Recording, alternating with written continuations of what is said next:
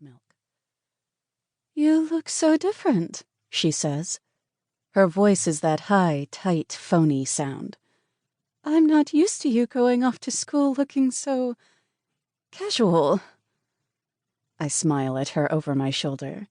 No uniforms at Rockport High. This might be the second greatest thing about switching schools. The first is way more complicated than comfortable clothing. The bags under her eyes darken at the mention of Rockport High. I turn back around and pour the cereal into my bowl. She pads over to me softly.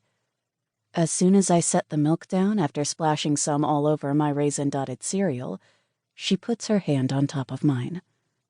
"You don't have to do this. You know that, right?" I swallow. I have no idea why she thinks I'm doing this to help us. I'm not. It's practically the most selfish thing I've ever done. But again, no one understands why I'm doing it because they're not me. "I think I'm going to love it there," I say truthfully, shoving a spoonful of cereal in my mouth.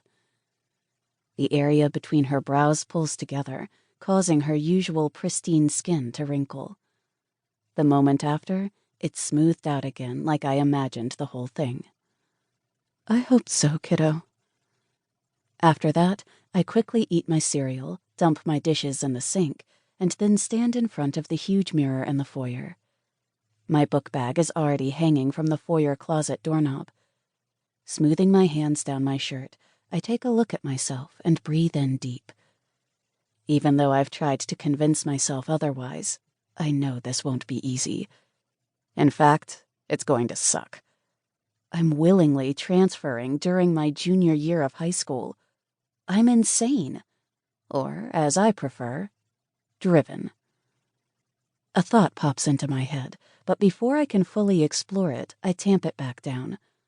I'm going to deal with that mess when it comes to it. And it will come to it. Probably in a fiery train wreck of insults and bruised egos.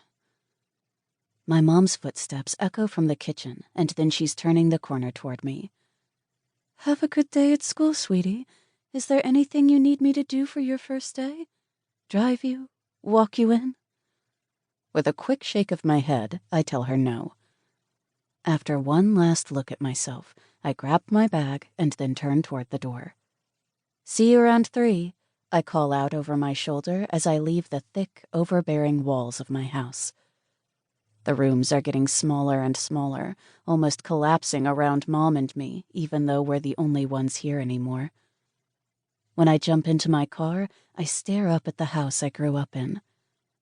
I'd always loved this house. When I was younger, it was a sprawling maze of cool rooms and games. As I got older, I realized not everyone had a pool, an indoor theater, and a full-size basketball court. Most of my friends at the private school had the former, but not the latter. The basketball court was just special for us, Dad and I.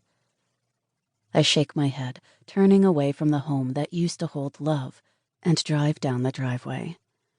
At the end of the blacktop, I take a right down the twisty road to the valley, making an effort not to look at the big TD initials carved and welded in steel that are drilled into the brick columns that enclose the mouth of our driveway.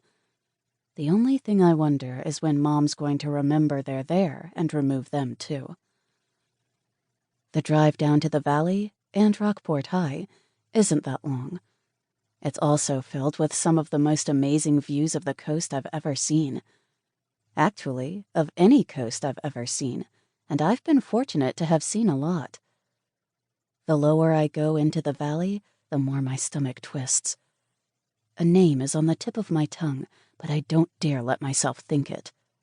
Or bring up his face. Or the sound of his voice. I turn the radio up louder. Coupled with the breeze in my hair from having the top down on my Mustang, it's almost like I can drown my own thoughts out. It's peaceful out here, and suddenly I'm glad I'll have this drive every day to let the tension ease before school. Eventually, though, the one-story brick structure of Rockport High looms in front of me. The whole facade is lined in windows and easily takes up a whole block before the Teflon-coated fiber... To keep listening to this audiobook, I've left you a link in the description so you can do it, at no cost thanks to Audible's 30-day free trial.